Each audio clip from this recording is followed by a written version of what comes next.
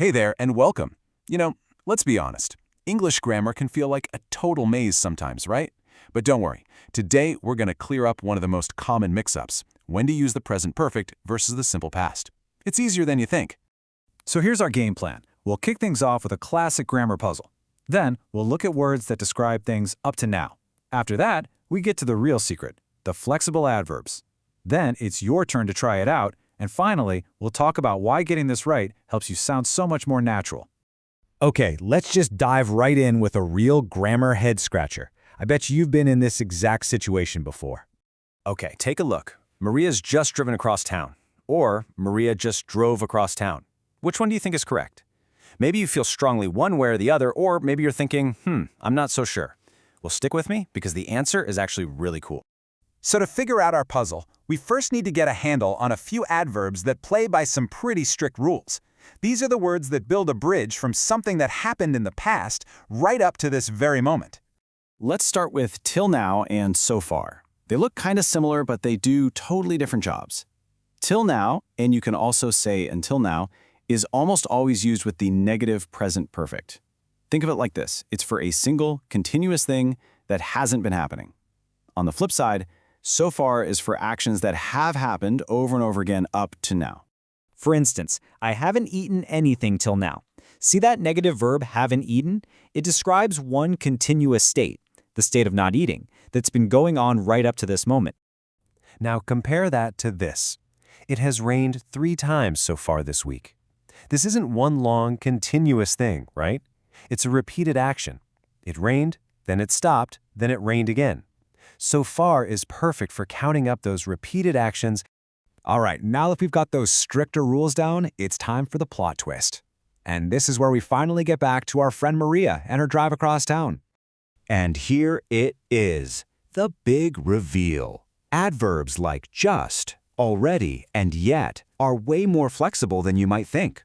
I know a lot of textbooks say you can only use them with the present perfect, but in the real world, especially in spoken American English, it is totally normal and totally correct to use them with the simple past, too. This little chart says it all. I've just eaten is correct. And guess what? I just ate is also correct. Same thing with have you booked your flight yet? And did you book your flight yet? Both are perfectly natural.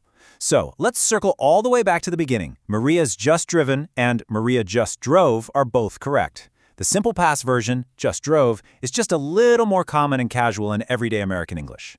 Okay, enough of me talking. Let's make sure this all sinks in. It's time for you to put this new info into practice with a couple of quick challenges. You got this. All right, first up, you just need to choose between so far or till now to fill in the blank. Just ask yourself, is this a repeated action or is it one continuous state? I'll give you a moment to think. Ready? Let's check those answers. Number 1 is so far, because writing 3 papers is a repeated action.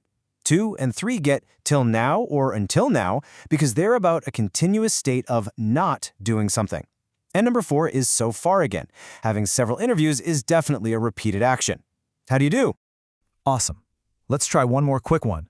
This time, all you have to do is pop that adverb in the parentheses into its most natural spot in the sentence. Take a second and look them over. Okay, let's see the results.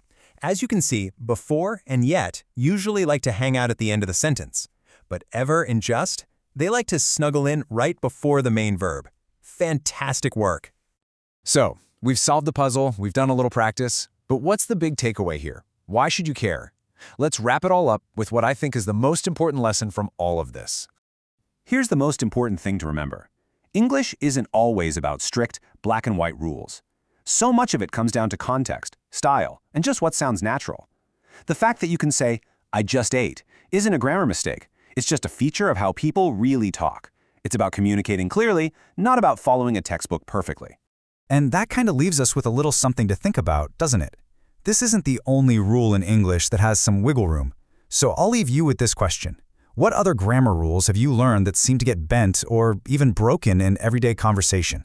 It's pretty interesting when you start noticing them. Hey, if you enjoyed finally getting a clear answer to this grammar puzzle and you want more simple explanations like this, do us a favor and hit that subscribe button. That way you won't miss out on what's next. And a quick shout out to the American English Academy. All this great content was adapted from their awesome Smart Choice series. Thanks so much for hanging out with me today, and I'll see you in the next one.